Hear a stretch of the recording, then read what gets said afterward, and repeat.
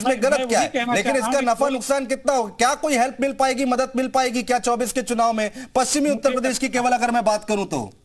मुझे लगता है तारिक मंसूर को उन्होंने अल्पसंख्यकों से लिया है। जिस बीजेपी को कहा जाता था कि वो भी अल्पसंख्यकों से दूर रहना चाहती है, उनको अछूत समझती है, उनसे बचाव करती है, बीजेपी ने तारिक मंसूर को, एक पढ़े लिखे शख्सियत के धनी है, बड़े आदमी हैं, उनको लेकर के साबित किया है कि नहीं, भारतीय जनता पार्टी अल्पसंख्यकों को भी जगह अपने पार्टी में देती, तरजीह देती है और सबका साथ, सबका विकास, सबका विश्वास इस नारे को साकार करती है। ये इस एक तारिक मंसूर का संदेश है। लक्ष्मीकांत वाजपेयी बड़े पुराने नेता हैं, ब्राह्मण चेहरा हैं, पूरे पश्चिम में नहीं, पूरे उत्तर प्रदेश में ब्राह्मण चेहरे के रूप में स्थापित हैं, लिहाजा उनको जगह देना एक बड़ी बात है। अरुण सिंह पहले से राष्ट्रीय महामंत्री हैं, उनको कंटिन्यू किया गया, वो पार्टी का क्षेत्रीय चेहरा आप कह सकते हैं। रेखा वर्मा सांसद हैं, बैकवर्ड हैं और मध्य क्षेत्र से आती हैं, वो जहां कुर्मियों का, यादवों का और बैकवर्डों का एक बड़ा गढ़ है, वहां से तो कुल मिलाकर के जो पार्टी का एक टीम बनाई, संतुलन बनाने की कोशिश की है। मुझे पता है मनोज यादव जी आपको कुछ कहना है, आप कह रहे थे कि रूठों को मनाने की कोशिश की गई है, ठीक है, पश्चिम से राजेश अग्रवाल, ठीक है, रूठों को मनाने की कोशिश की गई है, आप कह रहे हैं। रूठना मनाना तो हर एक पार्टी में चलता है, आप क्या भी चलता है, चाचा को कितनी बार मनाया गया, कितनी बार वो रूठे, ये तो चलता रहता है। नहीं, मैंने इस पर्पस से इस बात को कहा था कि उसमें ज्यादातर राष्ट्रीय कमेटी में वो मेंबर हैं जिन मेंबर को बड़े लंबे समय से 10 साल की सेंट्रल गवर्नमेंट और 6 साल की उत्तर प्रदेश की योगी सरकार में साइडलाइन रखा गया, मैंने ये कहा।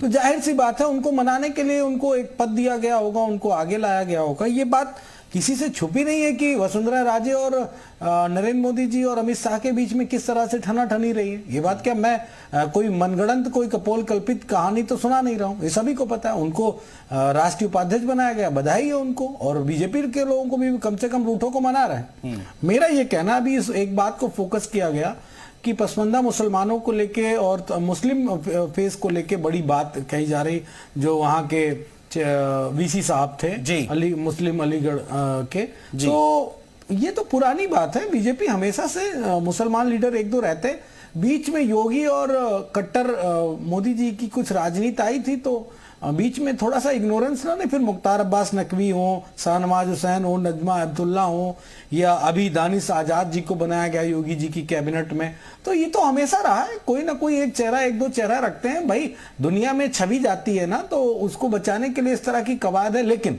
योगी आदित्यनाथ जी के लिए असहजता महसूस होगी। अब कैसे वो 80-20 का नारा लगाएंगे? मोदी जी को अपना चुनाव जीतने के लिए पसमानदा का वोट चाहिए और यहाँ योगी जी अपना चुनाव 80-20 के हिसाब से लड़ते हैं, तो थोड़ा सा बीजेपी के अंदर कॉन्ट्रडिक्शन दिखेगा। और इस बात का विपक्ष को किसी तरीके से अनुज जी कोई प्रॉब्लम नहीं है कि आप मुस्लिम एक चेहरा बनाओ, 2 बनाओ, 10 बनाओ, एक सांसद भेजो, 10 भेजो, ये हमारा विषय नहीं। हमारा तो विषय ये है कि जिसकी जितनी संख्या हो उसका अगर सत्ता में जो बैठे हैं लोग, उनका उसको अधिकार मिलना चाहिए। क्या संतुलन हुआ? अगर हुआ तो निश्चय ही जनता उसका जवाब देगी, इस बात पे कोई सवाल ही नहीं विपक्ष की तरफ से। अवनीश त्यागी जी जवाब दीजिए मनोज यादव जी का।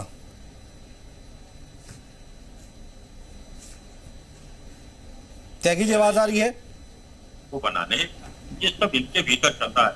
यहाँ तो जनता भी मानी हुई है और कार्यकर्ता तो भारतीय जनता पार्टी का बिल्कुल समर्पित कार्यकर्ता रहा है, वो किसी भी पद पे रहा हो। इसकी जिम्मेदारी, जिसकी जरूरत के हिसाब से जिम्मेदारियां दी जाती हैं, बदलती जाती हैं, और ये समय समय के अनुसार काम होता रहता है। ये इसमें घबराहट नहीं है। घबराहट भारतीय जनता पार्टी के बढ़ते जनाधार को और बढ़ती लोकप्रियता को देखते हुए पक्ष में। मैं एक चीज और ये बता दूं कि जिस गठबंधन का शोर मचाया जा रहा है, इससे बड़ा गठबंधन 2019 में उत्तर प्रदेश में भारतीय जनता पार्टी से पराजित हो चुका है, पूरी तरह पराजित हो चुका है। और एक खास बात ये रही है, तब से 19 से बाद में 22 का चुनाव हुआ, नगर निकाय के चुनाव हुए, इनमें भारतीय जनता पार्टी को सभी वर्ग को वोट मिला है। और एक वर्ग खास को जो डरा कर वोट लिया जाता था कि भारतीय जनता पार्टी का भूत दिखाकर, भय दिखाकर जो वोट लेने का काम हो रहा था, वो भी खत्म हो गया है। अब भारतीय जनता पार्टी को सबका साथ मिल रहा है, क्योंकि सबका विकास हमने किया है और सबका विश्वास। और 2024 में 80 सीटें जीतने के लिए सभी वर्ग। सपा कह रही है कि आपको छवि बेहतर करनी है, इस वजह से आप 1-2 चेहरे रखते हैं मुस्लिमों के, जीतने जा रही है। सपा कह रही है कि केवल छवि बेहतर करनी है, इसलिए 1-2 चेहरे रखते हैं आप लोग मुस्लिमों के। सभी बेहतर नहीं। मैं बताऊं कि हमने 350 टिकट उतारे थे, कैंडिडेट उतारे हमने निकाय चुनाव में, जिनमें 100 से ज्यादा जीते हैं। तो भारतीय जनता पार्टी को सभी का प्यार मिल रहा है। प्यार इसलिए मिल रहा है कि निरपेक्ष भाव से समान, बिना भेदभाव के सबको समान योजनाओं का लाभ मिला है, जिससे भेदभाव नहीं हुआ, सबको सुरक्षा मिली है, मनोज जी, सम्मान हुआ है। मनोज जी जल्दी से रख लीजिए अपनी बात। मनोज जी, हाँ नहीं है कोई मैं कह रहा हूं कि हिंदुओं को क्या मिला? महंगा डीजल, महंगा पेट्रोल, महंगी गैस, महंगी दवाई, महंगी पढ़ाई, सब कुछ महंगा हिंदुओं के लिए कर दिया। और आए थे हिंदू मुसलमान में लड़ाई लेके, कह रहे थे अरे हिंदुओं के लिए हम लड़ाई लड़ने आए। तो फिर ये आंसर क्या मैसेज गया जनता के बीच में? अब तो सबकी बात कर रहे हो, अच्छी बात है, लेकिन हिंदुओं को कुछ मिला क्या? जीएसटी का बम्पर कलेक्शन किससे लिया? मुसलमानों से। क्या मुसलमानों से? नहीं, इसमें हिंदू और मुस्लिम कहां से आ गया मनोज जी? वो तो सबके लिए है ना। ये भी तो मैसेज जाएगा। जो सरकार चल रही है वो तो सबके लिए चल रही है ना। तो कह रहा हूं, हाँ, हिंदुओं को क्या मिला? अरे हिंदुओं को मिला क्या 6 सालों में उत्तर प्रदेश में? ये हिंदू मुस्लिम कहां से आ गया इसमें? क्या मिला? अरे भाई किसी की भी सरकार हो, जो योजना चलेगी सबके लिए चलेगी। नहीं, हिंदुओं को महंगाई मिली, हाँ। बेरोजगारी मिली, उत्पीड़न मिला, उनके अधिकारों का, दलितों पिछड़ों के अधिकारों का हनन मिला, और क्या मिला? यही तो सवाल है ना। हाँ, यही तो सवाल है। नौकरी भी नहीं, आवाज नहीं आ रही अवनीश जी की। एक मिनट, थोड़ा टेक्निकल इशू है, बोलने दीजिए उनको। त्यागी जी को बोलने दीजिए, त्यागी जी को जवाब सुन तो लीजिए। त्यागी जी, यही सारी बातें तो जानना चाहता हूं। हाँ, बोल रहे हैं, कहा था ना कि पिछली सरकार मुसलमानों के लिए बहुत काम करती है। आपने कौन सा काम कर दिया हिंदुओं के लिए स्पेशल? बता दो भाई, क्या काम कर दिया? नहीं, त्यागी जी को सुनिए। एक सेकंड, आप बोलेंगे लगातार मनोज जी तो उनकी आवाज नहीं आएगी, थोड़ा टेक्निकल इशू है। आवाज नहीं आ रही थी अवनीश त्यागी जी, रखिए अपनी बात जल्दी से। त्यागी जी से बुलवाइए। अनिल जी आ रहा हूं। कि भारतीय जनता पार्टी को जनता का प्यार मिल रहा है, और 2012 के बाद से, एक बार चुनाव जीतने के बाद समाजवादी पार्टी का जो 2012 से और 17 का काले कारनामे देखे, जंगल राज देखा, कुशासन देखा, माफियावाद देखा, इसलिए जनता इनसे उकता गई है। उत्तर प्रदेश की जनता समाजवादी पार्टी को सत्ता में कभी नहीं आने देगी और ना आने देना चाह रही है। माननीय मोदी जी के नेतृत्व में जिस तरह से 2014 के बाद से राजनीति के मायने बदले हैं, वो मायने अब जनता के समझ में आ रहे हैं। जनता को न्याय मिल रहा है, जनता को सुरक्षा मिल रही है, जनता को सच्चा विकास मिल रहा है, जनता को सम्मान मिल रहा है, मिल रही है। हाँ। इसलिए जनता का प्यार भारतीय जनता पार्टी। अनिल शर्मा जी किन मुद्दों के साथ जाएंगे और कैसे लड़िएगा? यहाँ तो हर वर्ग को साधने की कोशिश की जा रही है बीजेपी की तरफ से।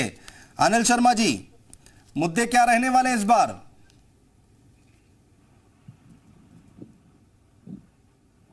अनिल शर्मा जी, आवाज आ रही है? आवाज शायद नहीं पहुंच रही। सुनील अरकवंशी जी आ गए हमारे साथ। जी सुनील अरकवंशी जी, रखिए बात। अनुज जी अभी बहुत बड़ी बड़ी बातें कर रहे थे हमारे समाजवादी पार्टी के प्रवक्ता, मगर समाजवादी पार्टी के प्रवक्ता ये नहीं बता रहे थे कि सिर्फ मुस्लिमों को भारतीय जनता पार्टी का डर दिखाकर वोट लेने का काम किया जाता था। देश में आजाद होने के बाद मुस्लिम कितने परसेंट था और कितने परसेंट अब आज की तारीख में नौकरियों में है, ये आप उठाकर देख लीजिए। अभी रह गया अति पिछड़े को लेकर। जब इनकी सरकार बनती है, 4 बार सरकार इनकी बनी, तो इन्होंने किस वर्ग को देने का काम किया? अति पिछड़े को तो हिस्सेदारी ही नहीं दी। अब आप उठा के देख लीजिएगा, चाहे मुख्यमंत्री बनाया हो, चाहे जितने भी पदाधिकारी बनाए हो, जितने भी कैबिनेट में शामिल किए हो, तो किनको हिस्सेदारी देने का काम किया? तो इनकी बातों, किनको हिस्सेदारी देने का काम किया? खुल के बताइए ना, आप तो अच्छे जानते हैं, साथी रहे हैं। जब भी 4 बार सरकार बनी, क्या तब उस समय मौर्य, पाल, प्रजापति, राजभर, अरकवंशी समाज के लोग नहीं थे जो मुख्यमंत्री बनाए जा सकते थे? हाँ। मगर नहीं बनाने का काम किया। जब न्याय समिति की रिपोर्ट लागू कराने माननीय राष्ट्रीय अध्यक्ष श्री ओम प्रकाश राजभर जी सदन में खड़े होकर इस बात को लेकर कह रहे थे कि लागू होनी चाहिए, तो ये समाजवादी पार्टी के लोग हंस रहे थे, क्योंकि इनको पिछड़ों को हिस्सेदारी नहीं देनी। जब इनकी सरकार बनती है तो सिर्फ इनके लोग हिमालय करने का काम हटा के का काम करते हैं। श्री ओम प्रकाश राजभर जी मुख्यमंत्री बनने जा रहे हैं, यही कहना चाह रहे हैं आप? और सिर्फ यही कहना चाह रहे हैं ना? योगी जी को हटा के ओम प्रकाश राजभर जी मुख्यमंत्री बनेंगे ना? यही बीजेपी से डील हुई है। अरे बोलो, पूरी बात बोलो जनता को भाई। वाले नहीं है। अब उत्तर प्रदेश को अखिलेश यादव जी ने छोड़ दिया है। उत्तर प्रदेश को छोड़कर अब वो राष्ट्रीय छवि बनाने में उत्तर प्रदेश की बजाय तेलंगाना जाने का काम करते हैं, महाराष्ट्र जाने का काम करते हैं, बिहार जाने का काम करते हैं, पश्चिम बंगाल का काम करते हैं। ये राष्ट्रीय छवि दिखाने का काम करते हैं। मगर जब पंचायत का चुनाव होता है, महापौर का चुनाव होता है, अखिलेश यादव का दर्जा लेने के लिए ये जनता जानना चाह रही है। अर्कवंशी जी को क्या मिला?